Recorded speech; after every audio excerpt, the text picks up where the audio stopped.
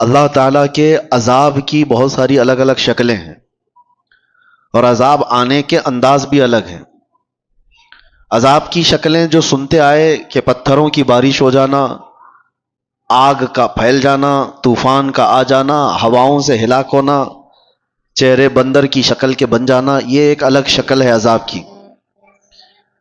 بعض صورتیں عذاب کی شکل میں اور الگ ہوتی ہیں، جیسے بھوک مری کا عام ہو جانا اللہ کا عذاب ہے، بیماریاں پھیل جانا، اور اس میں سے ایک الگ شکل یہ ہے کہ برکتوں کو اٹھ جانا، چہروں کی رونق کو ختم کر دیا جانا، روحانیت سلب کر لیا جانا، یہ بھی اللہ کے عذاب کی ایک شکل ہے۔ آنے کے جو انداز ہیں، عذاب دو قسم سے آتا ہے، کبھی انڈیویجول تنہا تنہا کوئی آدمی عذاب میں مبتلا ہو جائے، اور کبھی اجتماعی عذاب پوری قوم عذاب میں مبتلا ہو جائے۔ دو طریقے ہیں، عذاب کی شکلیں بھی میں نے بتائی اور عذاب کے آنے کے انداز دو قسم کے ہیں۔ مخصوص لوگ عذاب میں مبتلا ہو جائیں یہ بھی ہو سکتا ہے، اور کبھی اجتماعی طور پر بڑی جماعت عذاب میں مبتلا ہو جائے یہ بھی ہو سکتا ہے۔ مخصوص لوگ جو عذاب میں مبتلا ہوتے ہیں ان کے اپنے افعال ہو سکتے ہیں، لیکن اجتماعی عذاب جلدی نہیں آتا۔ اجتماعی عذاب اللہ تبارک و تعالیٰ کا فوراً اس طرح سے نہیں آتا۔ اس کی وجوہات جو بیان کی گئی ہیں کہ اجتماعی عذاب کبھی آتا ہے کسی قوم پر تو اس کے کارن کیا ہیں، اس کے ریزنز کیا ہیں؟ تین چیزیں بتائی گئی ہیں محدثین نے اور شارحین نے۔ پوری قوم عذاب میں مبتلا ہو جاتی ہے تو تین اسباب اس کے بڑے ہیں، بڑے کارن۔ پہلا سبب مستدرک للحاکم حدیث پاک کہ اگر قوم کے اندر سود خوری بڑھ جائے، دوسرا کارن، دوسرا سبب اگر زنا پھیل جائے، تیسرا سبب زکوٰۃ سے لوگ دور بھاگنے لگ جائیں، زکوٰۃ کی ادائیگی میں کوتاہی کریں، تو فرمایا گیا یہ تین اسباب ایسے ہیں جس سے اللہ تعالیٰ کا اجتماعی عذاب قوم پر آتا ہے، اجتماعی عذاب کے وہ لوگ شکار ہو جاتے ہیں۔ یہ تین چیزیں جب کسی قوم میں پھیلتی ہیں تو پوری قوم عذاب میں مبتلا ہو جاتی ہے۔ آج ہم دیکھ رہے ہیں کہ اجتماعی طور پر لوگ اگرچہ پتھروں کا عذاب نہیں دیکھ رہے ہوں گے، آسمان سے آگ برسنے والا عذاب نہیں دیکھ رہے ہوں گے، زمین کے پھٹ جانے اور دھس جانے کا عذاب نہیں دیکھ رہے ہوں گے، لیکن ایک عذاب تو ہم دیکھ رہے ہیں کہ ہمارے اندر سے روحانیت غائب ہو چکی ہے۔ یہ عذاب تو ہے۔ اجتماعی عذاب کے جو لوگ شکار ہوئے ہیں، یہ ضروری نہیں ہے کہ آگ کے گولے برسیں اور پتھروں کا عذاب آئے، وہ پچھلی قوموں پر ہوتا رہا، لیکن فی زمانہ ہم جو اس عذاب کے شکار ہوتے ہیں اس میں سے جو ہم دیکھ رہے ہیں برکتوں کا اٹھ جانا، چہروں کے رونق کا ختم ہو جانا، روحانیت ہماری سلب کر لی جائے، اور سب سے بڑی بات یہ ہے کہ اللہ کا سب سے بڑا عذاب کیا ہے؟ اللہ کا سب سے بڑا عذاب یہ ہے کہ جیتے جی ایمان کی دولت چھین لی جائے۔ یہ سب سے بڑا عذاب ہے۔ موت تو ایک بار آئے گی، لیکن ایمان کے بغیر مر گیا تو آخرت میں ہمیشہ اسے دوزخ ہے، ہمیشہ کی جہنم میں جائے گا۔ وہ سب سے بڑا عذاب ہے۔ ڈر اسی بات سے ہے کہ جیتے جی ہماری بدکاریوں کی وجہ سے ایمان کی دولت تو نہ چلی جائے۔ آج بے حیائیوں کا جو سیلاب آیا ہوا ہے، نظام درہم برہم ہو چکا ہے۔ میں ان دو وجوہات پر تھوڑی سی گفتگو کروں گا۔ آج جمعہ میں بھی میں نے آپ سے یہ گفتگو کیا تھا کہ دل میں کانٹے چبھ رہے ہیں، کلیجہ منہ کو آتا ہے جب حالات اپنے محلوں کے اس طرح کو سننے میں آتے ہیں کہ بدکاریاں اتنی بڑھ گئی کہ بھائی اور بہن کی تمیز ختم ہو چکی ہے۔ ایک باپ اپنی بیٹی سے مسلسل 12 سال تک زنا کرتا رہا، یہ حالات ہم سنتے آ رہے ہیں، تو کیا کلیجہ منہ کو نہیں آتا؟ یہ چیزیں پیدا کہاں سے ہوتی ہیں؟ انسان اس قدر درندگی کا شکار کب بنتا ہے، ایسا حیوان کب بنتا ہے؟ مین ریزن کیا ہے؟ انسان کے سود خوری کے سلسلے میں بعد میں عرض کرتا ہوں، لیکن بے حیائی جو ہے، بدکاریاں، آپ نے کبھی محسوس نہیں کیا ہوگا کہ کتا اپنی مادہ کے ساتھ اگر वालेकुम वरहमतुल्लाहि ताला वबरकातुह। उम्मीद करता हूँ तमामी हज़रात खैर व आफ़ियत से होंगे।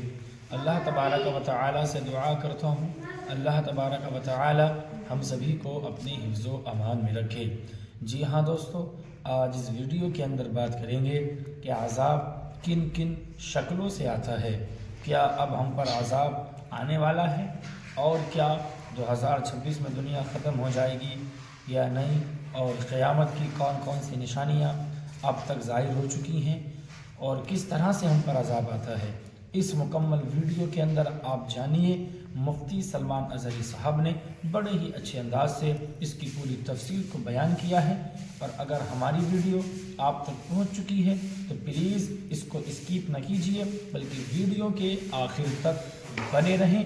आइए अब इत्मीनान और ध्यान के साथ में वीडियो को साथ अगर जोड़ा खाता है तो आप कभी उसका रिश्ता थोड़ी ना पूछते हैं कि ये बहन के साथ है कि मां के साथ है। उनके यहां कोई निजाम नहीं है। जब जानवर बड़े हो जाते हैं तो मां और बच्चों का भी फर्क खत्म हो जाता है। लेकिन क्या वही चीज इंसानों में आप बर्दाश्त कर पाएंगे? अपने मुआशरे में, अपने मोहल्लों में, अपने घरों में, अपने खानदानों में ये चीज बर्दाश्त कर सकते हैं? अक्ले सलीम कभी बर्दाश्त नहीं करेगी। लेकिन हम देख रहे हैं कि बर्दाश्त किए जाने की आदत आ गई लोगों को। ये सब देख करके हंस करके गुजर जाते हैं। अब तो बड़े बड़े हादसात पर आप सिर्फ और सिर्फ एक स्टेटस दिन भर लगाएंगे, उसके बाद हो गया। बड़े बड़े हादसात सिर्फ और सिर्फ एक दिन की न्यूज बन करके खत्म हो जाते हैं। ये इंसान की दरिंदगी यहां तक जो आती है, उसके कुछ असबाब तो हमें ढूंढना चाहिए कि क्यों इस तरह से इंसान बेहया हो गया। सबसे पहला रीजन है उसके रिज्क का, उसके खाने का। गाड़ी में जैसा पेट्रोल डालोगे वैसी ही गाड़ी चलेगी। एक टंकी है छत पर रखी हुई है, उस पर जैसा पानी आप फिल करोगे, नीचे जिस टोटी को भी खोलोगे पानी वही आएगा जो टंकी में होगा। रिस्क हलाल अगर जिस्म के अंदर जाता है तो उसके आज़ा से हलाल काम होंगे। हराम रिस्क का आज इतना दौर दौरा हो गया है कि लोगों ने अब एहतियात करना भी छोड़ दिया। ये जो जुबान का चस्का है ना, आज मुसलमानों से मैं गुफ्तगू कर रहा हूं, दूसरों को मत देखें आप कौन क्या खा रहा है। ये जुबान की शहवत तुम्हें आजाद इतना कर गई है कि तुम हर चीज खाने पर तैयार हो गए। पहले के दौर में लोग बचते थे, नॉनवेज खाना है, गोश्त खाना है तो कितनी तहकीकें होती थी कि कहां से आया, किसका है, कौन दिया है। आज कुछ भी नहीं। हमारे बच्चों के सामने तो मसले भी नहीं रह गए। जो फास्ट फूड के ऐसे आदी हो गए, इनको रास्ता चलते हुए जो भी शावरमा मिला, पिज्जा मिला, बर्गर मिला, लेके उसको खाना ही है। तुम्हें पता है, मैं जानता हूं कई ऐसे लोगों को जो कहते भी हैं कि हम मुर्दा मुर्गियों को बेचते हैं। मरी हुई मुर्गियां 10 रुपये किलो में ला करके उसका वो बना करके बेचते भी हैं कई ऐसे लोग। अगर दूसरी कौमों के यहां जबीहा का मसला ही नहीं है तो वो जो खाएं हमें उससे फर्क नहीं पड़ता, लेकिन तुम्हारे लिए रिस्क का बहुत फर्क पड़ता है। हराम रिस्क का एक लुकमा जब किसी के पेट में जाता है तो मेरे अजीजों कई दिनों तक उसकी कोई इबादत आसमानों तक नहीं जाती, उसकी दुआएं कबूल नहीं होती। मूसा अलैहिस्सलाम एक बार कोहे तूर पर जा रहे थे, एक बंदे को इतना रोते हुए देखा, हाथ लंबे कर करके। उस पर आपको तरस आ गया। आप कोहे तूर पर जाकर अल्लाह से उसकी सिफारिश करते हैं कि मौला उसकी दुआएं पहले कबूल कर ले। रब ताला फरमाता है मूसा वो मांगते मांगते मर जाए, हाथ फैलाते फैलाते आसमानों तक भी लाए, तब भी मैं उसकी दुआ नहीं कबूल करूंगा। मूसा अलैहिस्सलाम डर गए कि ऐसा क्या गुनाह किया उसने। तो अल्लाह ताला फरमाता है कि उसके पेट में हराम लुकमा है, उसके जिस्म पर हराम लिबास है। जब तक ये होगा उसका रोना गिड़गिड़ाना मैं नहीं देखूंगा। आप क्या समझते हैं ये हल्का है? ये चीज के कंट्रोल खत्म हो गया है, जिसकी वजह से ये बेहयाइयां आम हो गई, बदकारियां फैल गई, लोग आज तमीज भूल गए। कई ऐसे नौजवानों को देखा है, उनको कोई खौफ ही नहीं रह गया, डर ही नहीं रह गया। रिस्क का बहुत बड़ा असर है मेरे अजीजों। सबसे पहले इस पर कंट्रोल करो, अपने खाने पीने पर हलाल की तरफ तवज्जो करो, वरना यह हराम चीज के मुतालिक मेरे आका सल्लल्लाहु अलैहि वसल्लम फरमाते हैं जो पेट हराम लुकमा भरता है उसके लिए सबसे ज्यादा बेहतर है कि जहन्नम की आग ही उसके पेट में भरी जाएगी। वो ज्यादा मुनासिब यही है कि वो जहन्नम की आग उसके पेट में भरी जाएगी। لوگ آج بزنس میں بھی تجارت میں بھی یہ دیکھنا بھی چھوڑ دیے کہ پیسہ کہاں سے آ رہا ہے. لو دبا لو, ساری چیزیں دبا کر رکھو. کس کا مال کتنا ہڑپ لیا, کس کا حق دبا کر کے رکھ لیے, سب حرام ہے. رزق حرام کے ذریعے. صرف یہ نہیں ہے کہ آپ ذبیحہ دیکھ رہے ہیں, مسلمان نے ذبح کیا ہے وہی گوشت آنا چاہیے. ارے کسی کا دبا کر کے ایک درہم بھی رکھا ہے وہ حرام ہے. دھوکہ دے کر کے کمائی ہوئی چیزیں حرام ہے. امام اعظم ابو حنیفہ رحمۃ اللہ تعالی علیہ کپڑے کے بڑے تاجر تھے. ایک بار ان کی کپڑے کی دکان میں ایک تھان میں عیب والا کپڑا آیا تھا, تھوڑا سا کچھ داغ تھا. خادم سے بتایا تھا کہ بیچنا تو یہ گراہک کو بتا کر کے بیچنا کہ اس میں عیب ہے. امام اعظم ابو حنیفہ چھوٹے موٹے تاجر نہیں تھے, بہت بڑے تاجر تھے. شام کو ان کا خادم آیا. اس دن جانتے ہو تقریباً 4 لاکھ درہم کی تجارت ہوئی تھی.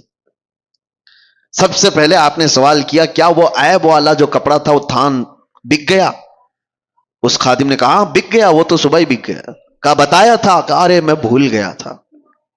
امام اعظم نے کہا کہ یہ 4 لاکھ پورے کے پورے بانٹ دو, اس میں کا 1 روپیہ بھی میرے لیے حلال نہیں ہے. میرے عزیزو, یہ ائمہ اعظام تھے جنہوں نے شک والی چیز کو بھی اپنے گھر آنے نہیں دیا. شک والی چیز بھی. میں پڑھ رہا تھا اس سے قبل ایک بات, شاید آپ کے سامنے میں نے اس کو شیئر کیا ہے, بیان کیا ہے. بغداد کے ایک بہت بڑے عالم دین تھے, بڑے بڑے علماء کو پڑھایا کرتے تھے. ان کی مجلس لگی ہوئی تھی, بچے باہر کھیل رہے تھے. بچوں کی گیند اڑ کر کے یہ علماء کی محفل میں آ کر گر گئی. سب بچے ڈر گئے. ظاہر سی بات ہے, بچوں میں جو ادب اور تمیز ہوتی ہے نا, اس کا بھی بہت بڑا اثر ہوتا ہے. بڑوں کی مجلس میں جانے سے بچے ڈر گئے. بڑے بڑے علماء بیٹھے ہوئے, کون گیند لے کر کے آئے گا؟ ایک بچہ اس میں کہتا ہے کہ میں لے کر کے آ جاتا ہوں. وہ بغیر خوف کیے ڈرے ہوئے سارے علماء کی گردنوں پر پھلانتے ہوئے ادھر ادھر پیر رکھتے ہوئے مجلس میں آیا اور بڑی بے حرمتی سے وہ گیند لے کر کے چلا گیا. وہ جو علماء کی مجلس تھی وہ چھوٹے عام لوگ نہیں تھے, وہ اولیاء وقت تھے. انہوں نے دیکھا اس بچے کو غور سے. وہ بچہ کوئی اور نہیں, جو استاد پڑھانے کے لیے بیٹھے ہوئے تھے ان کا ہی بیٹا تھا. جو سب سے بڑے عالم دین تھے ان کا بیٹا تھا. سب کی گردنیں جھک گئیں کہ اس بڑے گھر کا بچہ ایسی کیسی حرکت کر سکتا ہے. وہ جو بزرگ تھے وہ سر جھکا لیتے ہیں, کہتے ہیں اس کا قصور نہیں. بات در حقیقت یہ ہے کہ جب ہماری شادی ہوئی اور ہم گھر آئے تو ہم 3 دن سے فاقہ میں تھے. گھر میں کھانے کو کوئی چیز نہیں تھی. میں اور میری بیوی فاقہ کر رہے تھے. تیسرے دن ہمارے پڑوس سے ایک بھنے ہوئے گوشت کی تھالی آئی, بہت عمدہ غذا ہمارے پاس تحفے میں آئی. بھوک اتنی لگی تھی کہ ہم نے پوچھا بھی نہیں وہ کہاں سے آیا, کیا کھا لیا. پیٹ بھر کر ہم دونوں نے کھا لیا. اور اس کے بعد پھر ہم نے ملاقات کی. اس رات اس کا حمل ٹھہرا اور اسی سے یہ بچہ پیدا ہوا. اور وہ بزرگ کہتے ہیں مجھے یہ لگتا ہے کہ وہ مشکوک کھانا تھا, یہ بھی نہیں پکا کہ حرام تھا, شک تھا, پتہ نہیں حلال ہے بھی کہ نہیں. میں نے پوچھا نہیں تھا, کھا لیا. اور مجھے لگتا ہے اس کھانے کا, اس رزق کا اثر ہے کہ بچہ میرا بے ادب پیدا ہوا ہے. نسلوں پر بھی اس کا فرق پڑتا ہے. وہ اولاد جو آج بہن اور ماں میں فرق نہیں محسوس کر پا رہی ہے, تو آپ سوچو کہ کہیں یہ حلال ہے کہ نہیں ہے. یہ بچے حلال طریقے سے پیدا ہوئے ہیں کہ نہیں پیدا ہوئے. جو حلال نسل ہوتی ہے اس کے اندر ادب و تمیز لحاظ ہوا کرتا ہے. بچوں کو پہلے ایسی پرکھا جاتا تھا, خاندان کون سا ہے یہ بھی بچوں کے اخلاق و آداب سے سمجھ میں آتا تھا. بچوں کے بولنے کے انداز سے سمجھ میں آتا تھا کہ خاندانی ہے یا نہیں ہے. آج وہ ساری چیزیں ختم ہو گئی, سارے کے سارے ویسے ہی ہیں. بات کرو تو گالی کے لہجے سے بات کرو. چھوٹے چھوٹے سے بچوں کو سنا ہے کہ ماں بہنوں کی گالیاں دیتے ہیں. یہ کہاں سے ان کے اندر یہ چیزیں آئیں؟ ماں باپ سے میں کہتا ہوں آپ بھی اپنے رزق کا تھوڑا احتساب کرو, جائزہ لو کہ حلال طریقے سے کھا کر بچے پیدا کیے یا پھر اسی طرح حرام رزق پر. اور اگر حرام رزق سے ہی یہ نسل آئی ہے تو ہمارے لیے بڑا چیلنج ہے, بہت بڑا چیلنج ہے.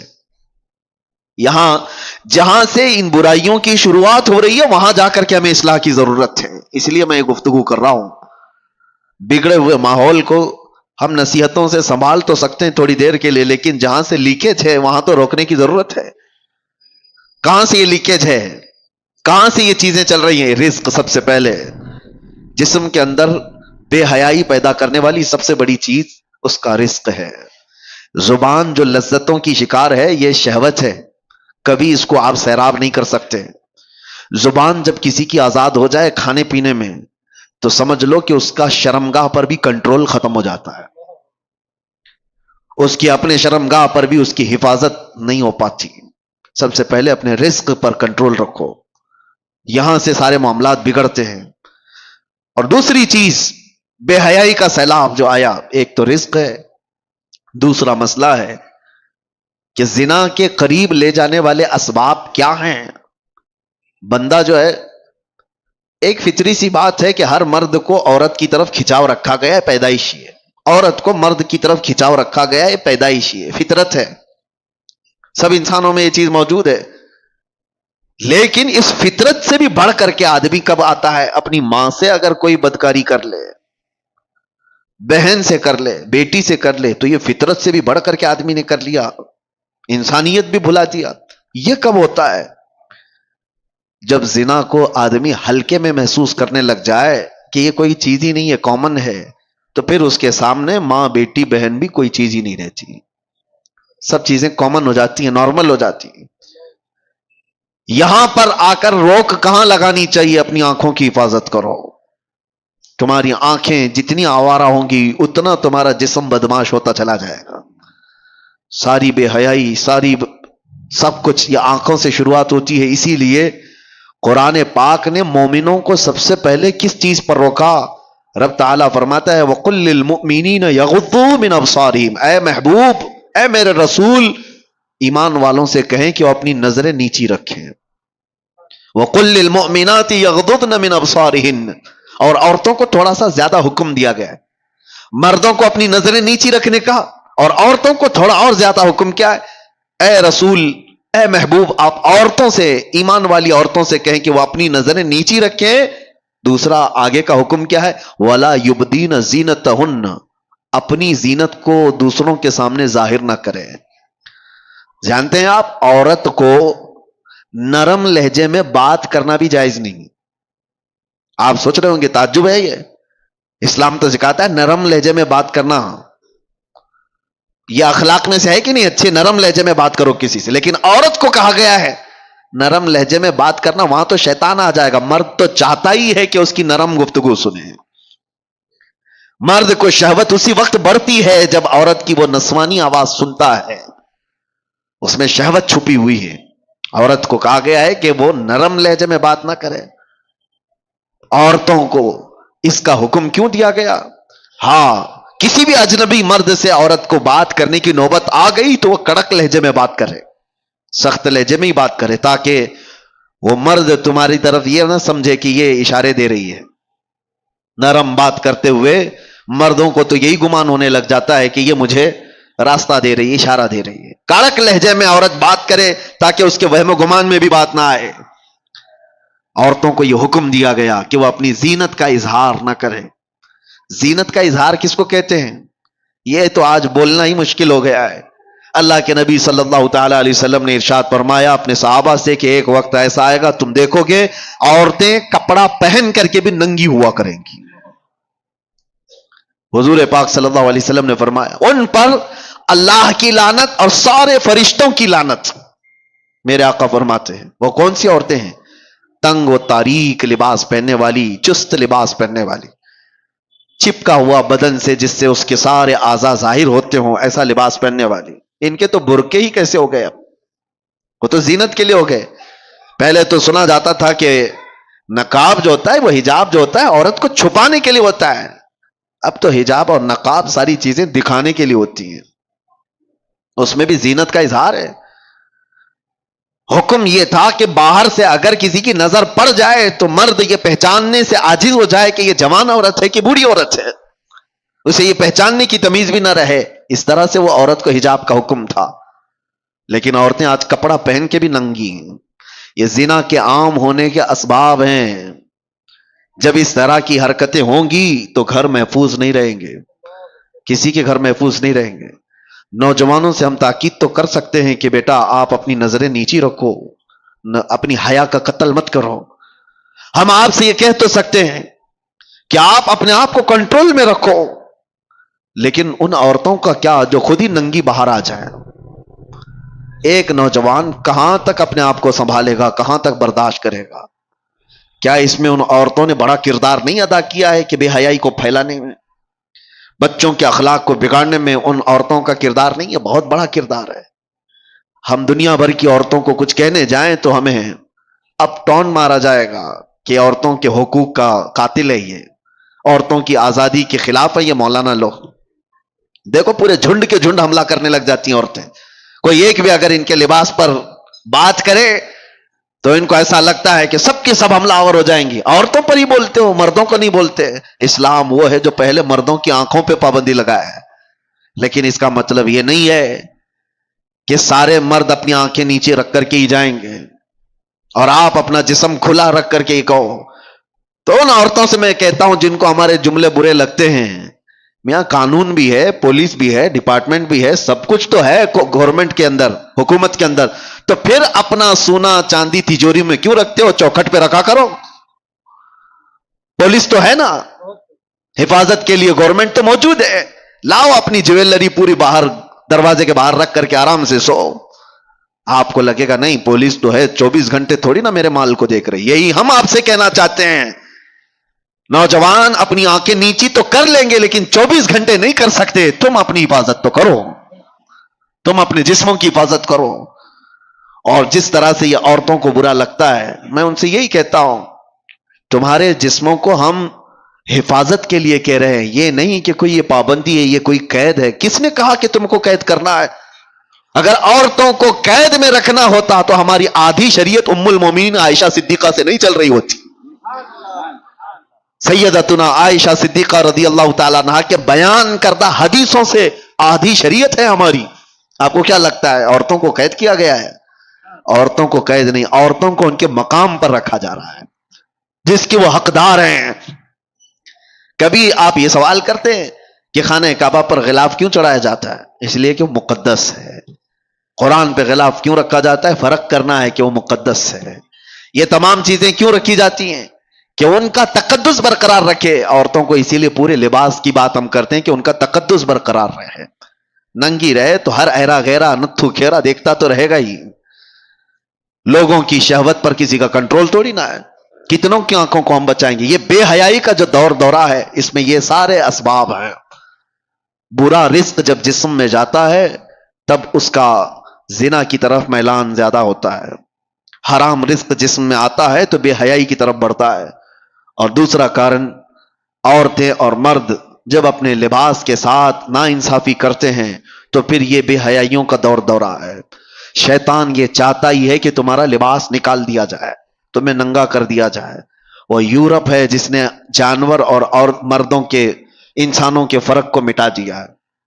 میں اکثر ایک جملہ جو کہتا ہوں، ننگا رہنا اگر فیشن ہے تو بھینس زیادہ فیشنیبل ہے، جانور زیادہ فیشنیبل ہے، وہ تو کچھ بھی نہیں پہنتے۔ ننگا رہنا کوئی فیشن ہے؟ انسانیت کیا ہے؟ ہم کوئی جنگلی زندگی گزار رہے ہیں کیا ہمیں کپڑے میسر نہیں ہیں؟ اس کو یہ شیطانی تمام جماعتوں نے مل کر کے شہوتوں کو عام کرنے کے لیے ننگا کیا ہے، ورنہ کپڑوں کی دشمنی کس کی ہے؟ ارے بڑے بڑے برانڈ کے کپڑے تو تم ہی لوگ بناتے ہو اور پھر ننگا بھی رکھنا چاہتے ہو۔ کمپنیاں بند کر دو، کپڑے ہی مت بناؤ۔ جو کپڑے بنتے ہیں تو اس بات کا تصور میں آپ کو لانا چاہتا ہوں، کس کے لیے بنتے ہیں؟ جانوروں کے لیے۔ حیرت ہوتی ہے، میں کبھی کبھار یہ بھی چیز محسوس کرتا ہوں، محفلوں میں، شادیوں میں، باراتوں میں وہ کرسیاں زیادہ پردے میں رہتی ہیں عورتوں سے ہیں۔ اور کرسیوں کو شامیانے والے موجود ہیں، اوپر سے نیچے تک چھپائے ہوتے ہیں، پتہ بھی نہیں چلتا اندر لال کرسی ہے کہ پیلی کرسی ہے، کپڑا اڑا دیا ہے۔ بے جان کرسی کو اتنا پردے میں رکھا ہے اور جان والی عورت کو پوری طرح سے زینت بنا کر لوگوں کے سامنے رکھا ہے۔ ان خواتین سے میں کہتا ہوں تمہیں آج کوئی روکنے والا نہیں ہے، کوئی قانون ایسا نہیں ہے کہ تمہیں پابند کرایا جائے۔ صرف ایک قانون ہے، وہ اللہ رب العزت کا خوف۔ تمہیں قیامت کے دن اٹھایا جائے گا۔ میرے آقا صلی اللہ تعالی علیہ وسلم نے فرمایا معراج کی شب میں نے جہنم میں اکثر عورتوں کو دیکھا ہے، ان کے عذابات کا بھی ذکر فرمایا۔ ان میں سے ایک عذاب کا ذکر میرے آقا نے فرمایا کہ عورتوں کو بالوں سے باندھ کر کے سزا دی جا رہی تھی اور ان کے بالوں میں پیپ اور خون بھرا ہوا تھا اور فرشتے ان کو دردناک اذیتیں دے رہے تھے، عذاب میں مبتلا کر رکھے ہوئے تھے۔ پوچھا گیا کون سی عورتیں ہیں؟ کہا گیا کہ یہ اپنی زینت کا اظہار عوام کے سامنے کرتی تھی، یہ بے حیا باہر آیا کرتی تھی۔ تمہیں اسلام نے جو عزت و وقار دیا ہے اس عزت و وقار کے ساتھ رہو، ورنہ معاشرہ بہت خراب ہوتا جا رہا ہے۔ اب یہاں مردوں کی ذمہ داری ہے، اپنی بیٹیوں کو پردہ سکھاؤ۔ ننگی لا کر کے بازاروں میں گھمانے کو پوش نہیں کہا جاتا، بے حیا آدمی ہے وہ جو اپنی بیٹیوں اور اپنی عورتوں اور اپنی بہنوں کے پردے کے سلسلے میں آزاد خیالی کا اظہار کرتا ہے۔ نہیں، ہمارے ہاں تو یہ سب نہیں چلتا ہے، نہیں چلتا ہے۔ میرے آقا صلی اللہ علیہ وسلم نے فرمایا دیوس جہنمی ہے، دیوس جہنمی ہے، دیوس جہنمی ہے۔ صحابہ نے پوچھا یا رسول اللہ وہ کون ہے دیوس؟ حضور پاک فرماتے وہ شخص دیوس ہے جس کی عورت بے پردہ باہر نکلتی ہے، وہ مرد بھی جہنم میں جائے گا۔ مرد کے بارے میں، عورت کے بارے میں اور مرد کے بارے میں۔ اور ایک بات میں آپ کو بتاؤں، مرد اپنی غیرت اور اپنی مردانگی کیسے اس کی پہچانی جاتی ہے؟ عرب والوں سے آج بھی پوچھو، عرب میں آج بھی جا کر کے پوچھو، آج بھی ان کے حالات اگرچہ بگڑے ہوئے ہوں لیکن سگی بھابھی کو بھی کوئی دیور نہیں دیکھ سکتا وہاں۔ کئی ایسے میں گھر جانتا ہوں، کیونکہ ان کی غیرت ہے، اس کو مردانگی سمجھتے ہیں، اپنی عورت کی حفاظت کرنا۔ یہ بے غیرت بے حیا لوگ ہیں جو اپنی عورتوں کا اظہار کرنے کے لیے باہر لے آتے ہیں، شک ہوتا ہے تم پورے ہو بھی کہ نہیں ہو، عورتوں کا اظہار کرانے کے لیے۔ اور اب تو فیشن بنا ہوا ہے، ایک خوبصورت عورت کسی کی آ گئی تو وہ دوستوں میں لا کر کے اس کو ملوا رہا ہے، اس کو دکھوا رہا ہے، دیکھو ہم تمہاری بھابھی کیسی ہے۔ معاذ اللہ رب العالمین، تم زنا کے دروازے کھول رہے ہو، تم بے حیائی کی دروازے کھول رہے ہو۔ تمہاری عورت بازار کی زینت نہیں ہے جو لا کر کے دکھا رہے ہو۔ ارے موبائل دکھا دیا، گھڑی دکھا دیا، جوتے چپل دکھا دیا، سمجھ میں آتی ہے کہ چلو اس کی اپنی خوشیوں کا اظہار کر رہا ہے، اپنی بیوی کو دکھاؤ گے دوسروں کے پاس اور امید کیا رکھتے ہو سامنے والے سے؟ یہ تو بات ہی الگ ہو گئی کہ کتے کو سامنے گوشت دکھا کر کے پھر کہا جائے کتا کچھ نہیں کرتا ہمارا، کتا گوشت خور ہے، وہ کھائے گا، آج نہیں کھائے گا، کل نہیں کھائے گا، کبھی تو تم نے دروازہ کھول رکھا ہے، وہ کبھی نہ کبھی کھائے گا اس چیز کو۔ اسی لیے میرے عزیزوں، ایک بزرگ نے اپنے مرید سے کہا تھا، یہی لڑکیوں کے پردے اور حجاب کے بارے میں بات آئی تو انہوں نے کہا تھا بیٹا گوشت خرید کر کے لانا، 2 کلو گوشت ایک کھلے برتن میں سر پر رکھ کر کے لانا، کپڑا مت ڈھانکنا۔ وہ گوشت تو خرید لیا، سر پہ برتن رکھ کر کے اپنے بزرگ استاد کے پاس لا رہا تھا، جب تک کوے سارا گوشت کھا گئے تھے، کوئی چیل کوئی کوا کوئی اٹھا کر کے لے گئے، برتن خالی۔ تو استاد نے اس سے پوچھا کہاں گیا گوشت؟ کہا سب تو یہ پرندے کھا گئے، آپ نے منع کیا تھا کپڑا رکھنے۔ میں نے کہا، اس بزرگ استاد نے کہا تم نے دیکھا یہ تھوڑے سے سفر میں چیل کوے کھلے گوشت کو چھوڑتے نہیں، تو تمہاری ماں اور بہنوں کو کھلا رکھو گے تو یہاں کے درندے کیسے چھوڑ دیں گے؟ یہ زنا کا عام ہونا، یہ بڑی بڑی باتیں کرتے ہیں۔ آج ریپ بہت ہونے لگ گیا، کیا سزائیں نہیں ہیں دنیا میں؟ آج تو اتنی سخت سزائیں، 20 سال کی سزائیں، عمر قید کی سزا ہے، پھانسی کی سزا ہے۔ ہم نے قید خانے میں دیکھا ہے کتنے آتے ہیں ریپ کیس میں۔ یہ 376 آپ کو معلوم ہوگا، مشہور ہے، جب بھی اس میں آتا ہے تو اس کو جیل میں بھی لوگ مارتے ہیں، وہ سب پتا ہے، سب کو معلوم ہے کہ اتنا سخت قانون ہے، پھر بھی بچتے کیوں نہیں ہے؟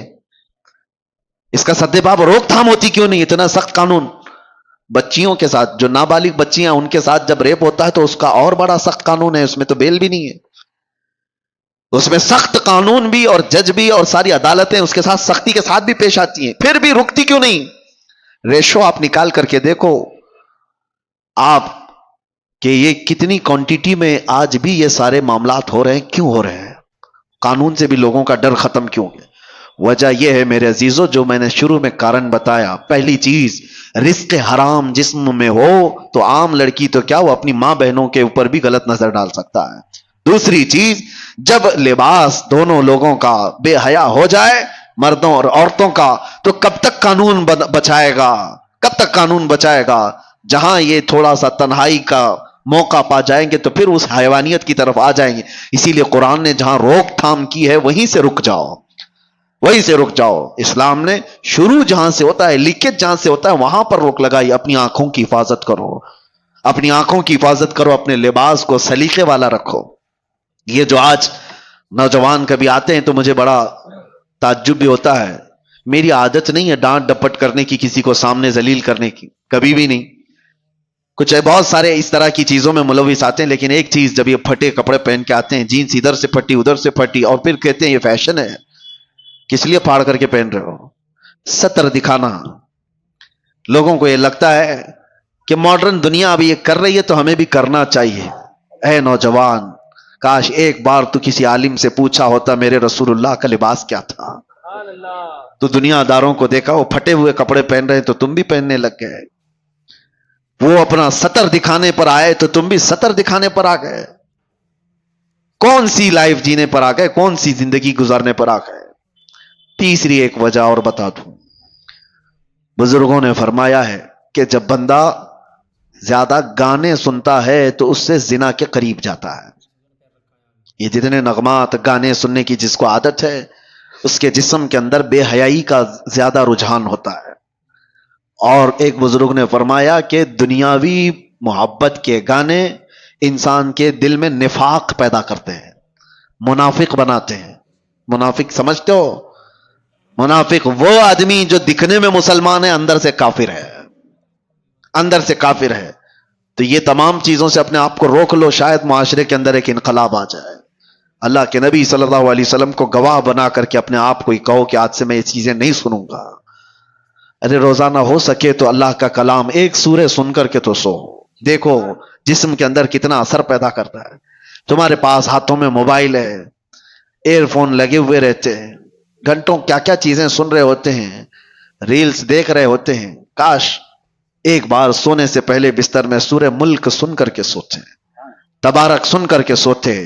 میرے آقا صلی اللہ تعالی علیہ وسلم کی حدیثیں ہیں, وہ بندہ جب مر جاتا ہے, قبر میں جاتا ہے, تو یہ سورہ ملک اللہ کے پاس جاتی ہے اور جا کر کے رب تبارک و تعالیٰ سے جھگڑا کرتی ہے. یہ لفظ ہے, بحث کرتی ہے کہ اللہ یہ روزانہ مجھ کو تلاوت کرنے والا بندہ آج دنیا سے گیا ہے, اس کی بخشش کر دے, اسے معاف کر دے.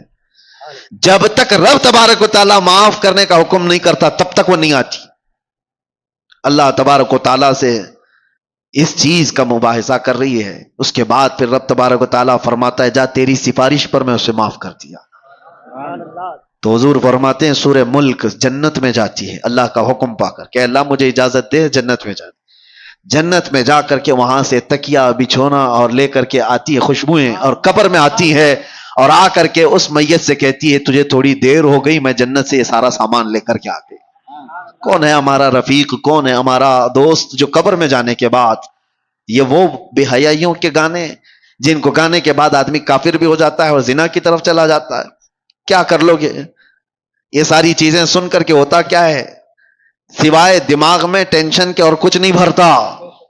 اور جب دنیا کی فکریں زیادہ ستائیں تو لوگ سمجھتے ہیں ایک کوئی گانا سن لیں, کوئی ایسا نغمہ سن لیں, سیڈ پوزیشن پہ آئے ہوئے ہیں, تمہارا سیڈ بڑھتا چلا جائے گا, غم بڑھتا چلا جائے گا.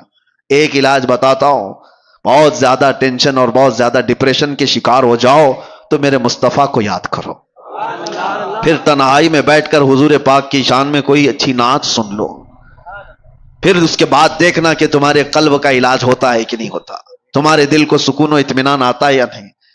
میں نے محسوس کیا ہے میرے عزیزوں, آنکھیں برس پڑتی ہیں حضور کو یاد کر کے. جب آدمی گھبرا کر کے حضور کو سننے کی کوشش کرتا ہے تو دل کی جتنی بھی بھڑاس ہے وہ نکل جاتی ہے, دیواروں کو پکڑ کر کے رونے کا من کرتا ہے, پھر سب کچھ ہلکا ہو جاتا ہے.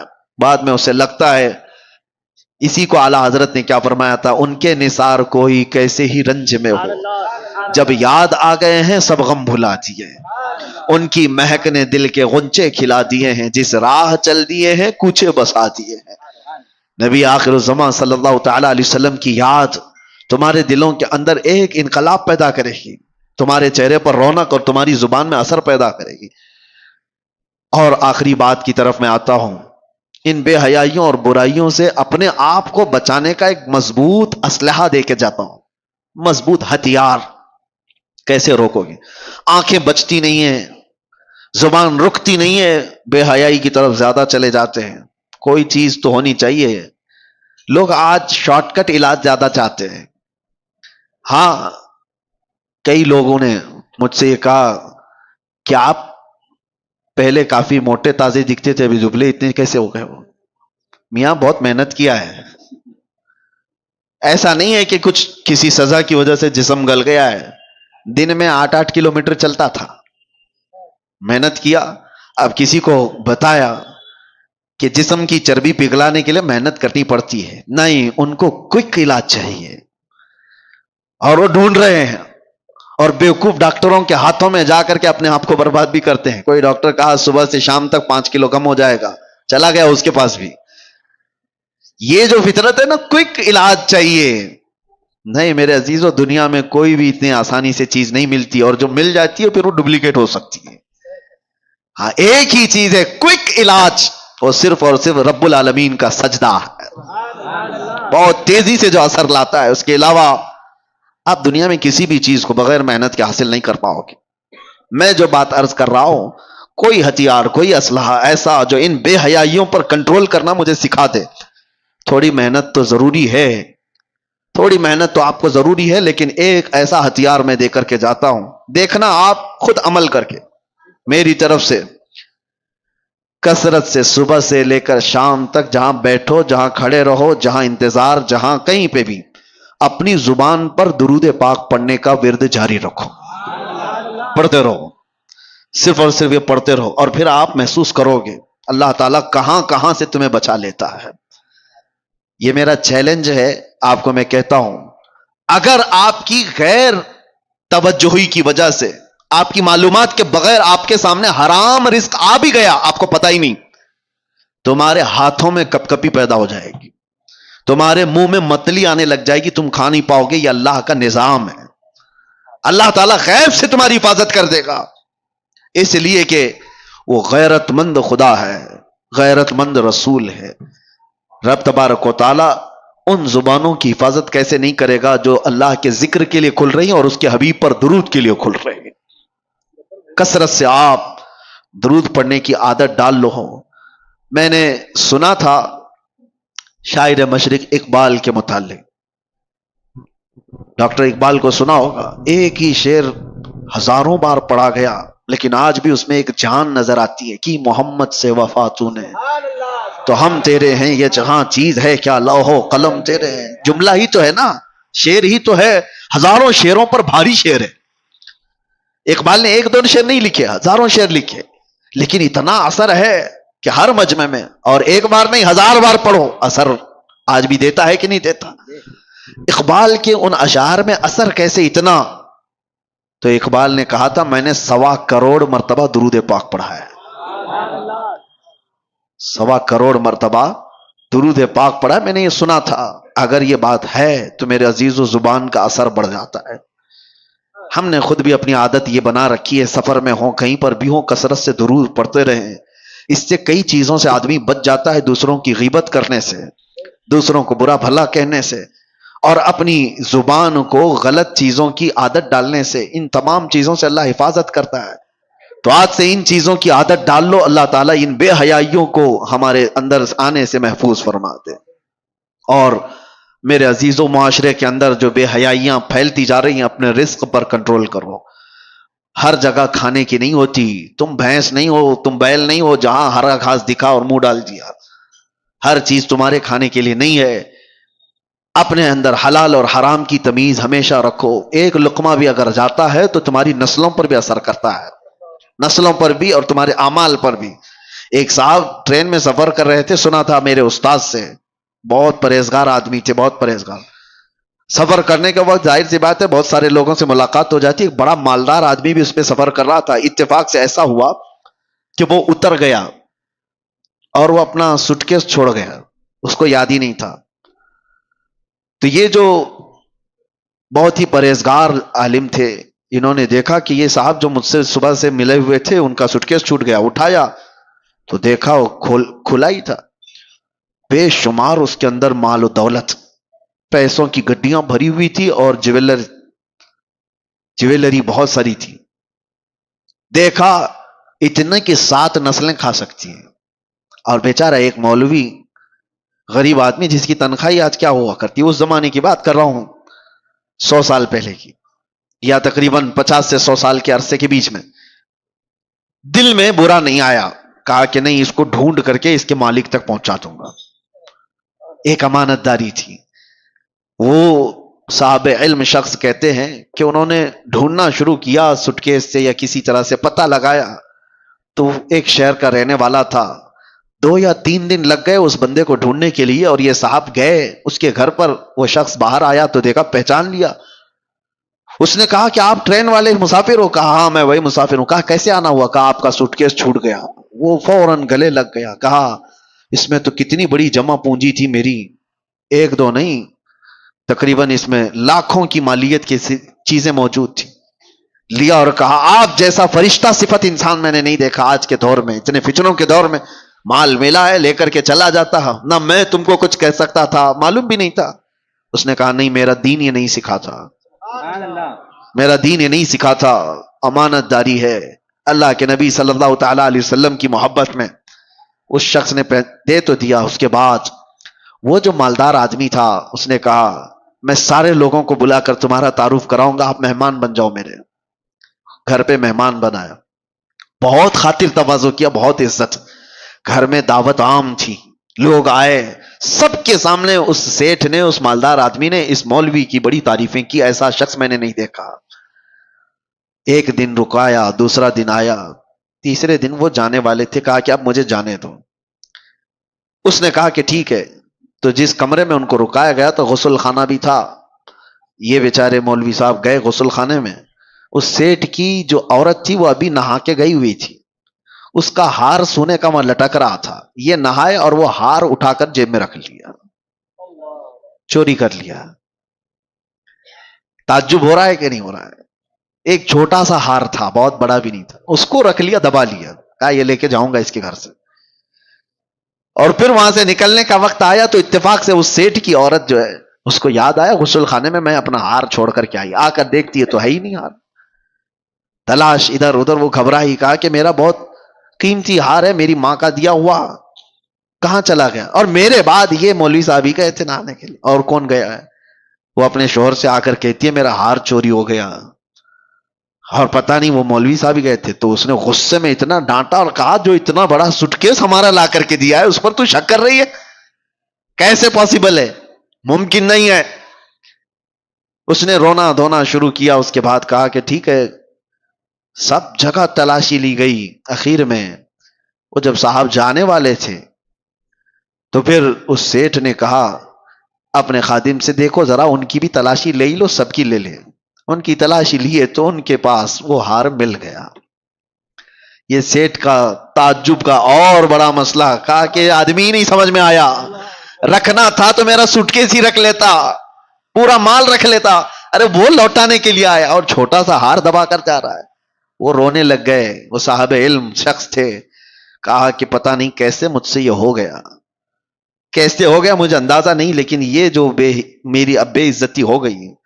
उसके बाद उससे सेठ से उन्होंने जो जुमला कहा वही मेरे बयान करने का मकसद। वो कहते हैं बात दर हकीकत यह है, जब तक मैं तेरा सूटकेस ला करके दिया था उस वक्त तक मैं हलाल खाता था, और 2 दिन तेरे घर में जो मेहमान नवाजी हुई, यहां जो खाया, उस रिस्क का असर है कि मैं तेरा हार चुरा लिया। ये तेरे घर के खाने का असर है। मेरे अजीजों, बहुत जल्दी इंसान के अंदर हालात बदल जाते हैं। अपने रिस्क पर कंट्रोल करो। और ये लुक़्मे जब जाते हैं तो बेहयाई भी पैदा करते हैं, और घरों की बरकतें भी और नस्लें भी खराब करती हैं। अल्लाह तबारक व तआला कहने सुनने से ज्यादा अमल की तौफीक अता फरमाए। रब्बल आलमीन हम सबको बेहयाइयों और बुराइयों से बचने की हाँ दोस्तों, जैसे कि अभी आपने हमारी वीडियो को सुना है, हाँ उम्मीद करता हूँ सुनकर के आपको कुछ ना कुछ ज़रूर समझ आ गया होगा। तो मेरे भाई, इसी तरह की रोज़ न्यू इस्लामिक वीडियो सुनने के लिए हमारे चैनल मौलाना सुहेल अख्तर खलीली से जुड़िए।